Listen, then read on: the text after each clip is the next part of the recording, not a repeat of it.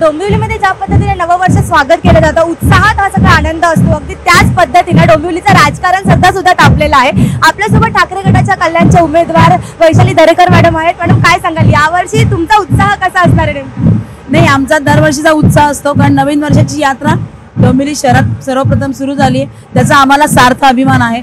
आणि नववर्ष यात्रेमध्ये आम्ही दरवेळेला सामील होत असतो आणि नव्या वर्षाची यात्रा आम्ही मोठ्या उत्साहाने साजरी करत असतो। तर दरवर्षी असं म्हणतात की रामाने अन्यायाविरुद्ध ही गुढी उभारली होती, तुमचं यावर्षीचं नेमकं ध्येय काय असणार आहे? कुणाच्या विरुद्ध ही तुमची गुढी असणार आहे?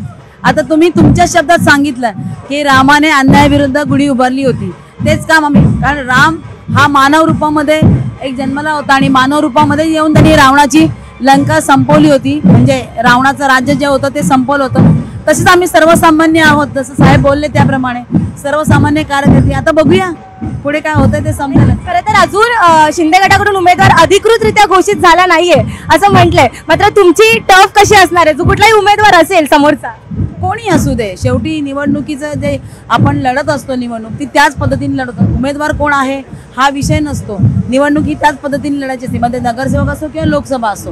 त्यामुळे जशी आम्हाला लढायची तशीच आम्ही लढणार आहे जोरदार। मला असं वाटतं की ह्या वर्षी या निवडणुकीमध्ये तुम्हाला काही चॅलेंजेस जास्त फेस करावे लागतील, असं काही वेगळं दिसतंय? प्रत्येक निवडणुकीमध्ये काही ना काही चॅलेंजेस हे असतातच, म्हणजे ते काही नवीन नाहीये। निवडणूक म्हणल्यानंतर तुमच्या समोर चॅलेंजेस आले, परंतु आम्ही पूर्णपणे तयारी आहोत आणि आमचे सगळे कार्यकर्ते सगळे शिवसैनिक तयार आहेत। त्यामुळे यावेळेला लढत तर जोरदार होणार आणि विजयी आमचाच होणार। तरुण इथे आपल्याला जास्त दिसत आहेत शोभायात्रेला, लवकरच मतदान करायचे आपल्याला, तरुणांना काय सांगाल, एक आव्हान काय कराल? मी सांगेन की तरुणांनी योग्य उमेदवार निवडावा, त्यांना पूर्ण स्वातंत्र्य आहे।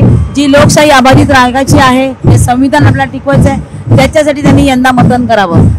आपल्या निवडणूक, आपलं मत हे योग्य उमेदवाराला द्या आणि यंदाचं जे काही तुमची उमेदवारी असेल त्या योग्य उमेदवाराला मत देऊन तुमची निवडणूक पार पाडा, असं यावेळेस त्या म्हटलेल्या आहेत। देश विदेशातील प्रत्येक घडामोडींचे लाईव्ह अपडेट मिळवण्यासाठी आता साम टीव्हीच्या सर्व सोशल मीडिया प्लॅटफॉर्मला लाईक, फॉलो आणि सबस्क्राईब करा। तसंच सर्व नोटिफिकेशनसाठी बेल आयकॉन प्रेस करायला विसरू नका।